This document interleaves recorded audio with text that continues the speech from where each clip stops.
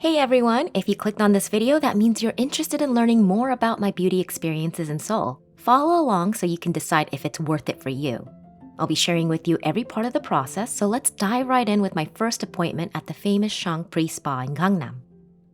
As a foreigner, it's best to request an appointment ahead of time for a facial or body treatment via email for the date of your choosing.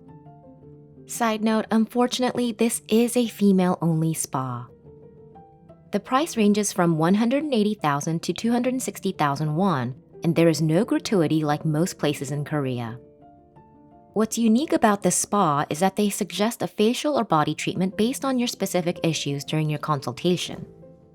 After checking in with the front desk on the ground floor, you are led up to the second floor where you will immediately check in your shoes and switch to slippers for the remainder of your stay. Then you are led to a reception area where they conduct a brief consultation to find out which treatment will work best for your skin type and issues. I wanted a facial and they suggested the Spa Marine Jewel treatment, which was supposed to help with dryness and large pores. After payment, you are guided up the stairs to your treatment room. Every area felt cozy, modern, and luxurious. My treatment room was called Time and I was advised to change into the provided wrap. The room was clean and minimal, but I enjoyed all of the calming colors and rounded lines. The soft indirect lighting was easy on my eyes and created a warm, relaxing atmosphere. The treatment began with a quick aromatherapy along with a brief head massage as my technician wrapped my hair. Then she began cleansing my face to prepare for treatment. Next up was toner, I believe.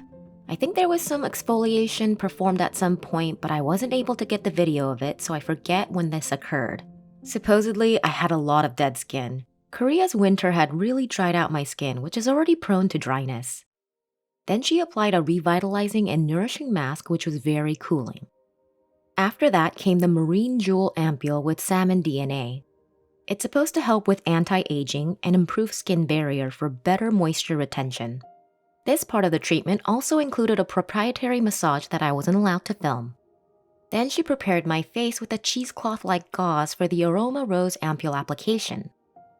I especially appreciated her protecting my lash extensions from getting smushed down. I wasn't sure what the gauze did, but it felt nice. Then came the finale, which was their signature modeling mask that you can purchase at the front desk. It was very cooling and refreshing. When the treatment was over, I felt so relaxed and my skin looked and felt so moisturized. Once I got dressed, I was guided back down to the ground floor where I was greeted by an associate that went over all of the products that my technician had suggested for me. You can use this also twice a week. Oh. If you have brush, Uh-huh. a thin layer Uh-huh. until this area. Ah, okay. Yes, and then leave it 10 minutes Uh-huh. and wash it off. Okay. Yeah, I think she recommend for dryness. Your skin sensitive? A little bit? I don't know if it's sensitive. I mean, maybe. I don't know. Okay, I think you're not sensitive skin. Okay. I really wasn't planning on buying anything, but somehow I found myself purchasing multiple goodies. Whoops. Overall, I think it's a great experience when you want to splurge a little and pamper yourself while you're on holiday. I will admit that it isn't as long-lasting as some other more substantial facials that you can get at a med spa. But everyone was so lovely and it was such a treat to try once, and I was ready to take on the rest of the night more rested and relaxed. My next beauty experience was a perm at Chop Hair in Shinnonhyun. This was one of many locations in Seoul, and what I like about Chop Hair is that they include each of their stylists' Instagram accounts on their website so you can get a sense of what they specialize in. I found my stylist Heesun on their website and reached out to her via KakaoTalk, a Korean messaging app like WhatsApp, and requested an appointment after I explained to her what I wanted. This was very helpful because it's hard to do anything on Korean websites as a foreigner, like booking an appointment. In fact, a lot of businesses tend to use KakaoTalk to make appointments and communicate with their potential clients. I wanted a wave-type perm for the bottom half of my hair, but needed to straighten out the top half. They also had to straighten out the back side of my hair because it was uneven and unflatteringly wavy.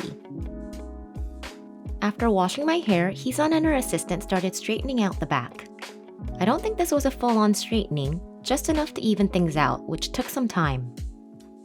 They provided me with sweetened iced tea and snacks while I waited, which is the standard in Korea. I just love the salon experience here. The service is impeccable, like nothing in the States, and everyone makes you feel comfortable while still maintaining a high level of professionalism at all times. Just visit one for any type of treatment and you'll be so impressed by the experience. I think after that they applied a clinic treatment, which was meant to improve the health of my hair since I was getting a perm. Following that, they straightened the top half of my hair, then proceeded to perm the bottom half. Hair procedures always look so crazy. I look like I was uploading my brain to the cloud. At the end, they styled my hair and explained how to blow dry my hair to maintain the curls. I really loved how it turned out, and Heesun and her assistant really did a great job. My only regret was not realizing that I needed to put some effort into styling my hair. Because I usually like to air dry my hair for the most part, it was going to take some getting used to maintain the perfect curls. Also, in my experience, they'll try to give you a Korean hairstyle. You can definitely try to fight them on that, but they're pretty persistent, and I usually change it after I leave the salon. One last tip before I sign off. Olive Young is like the Sephora of Korea. I definitely recommend you make a pit stop before leaving Korea. You can probably purchase most of their products online, but I think it was cheaper in Korea. Well, that's it for this video. Hope this is helpful when you plan your next trip to Korea. Thank you for watching, like, subscribe, and share if you enjoyed this video. See you all on the next one!